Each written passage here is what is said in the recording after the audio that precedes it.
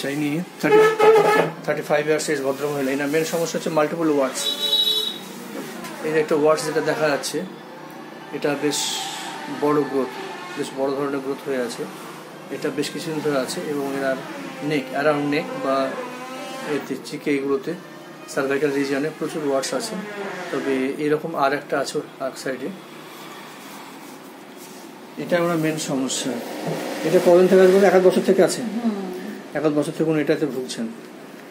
Others সেরকম কোনো history ওনার পাওয়া যাচ্ছে না। তবে একটু গ্যাস্ট্রিকের সমস্যা, যেটা gastritis with burning pain in chest and epigastric region. ফ্যামিলিস্টের মধ্যে ম্যাটার্নাল সাইডে একটু কার্সিনোমা দেখা যাচ্ছে। গাইনোকোলজিস্টের নর্মাল আছে।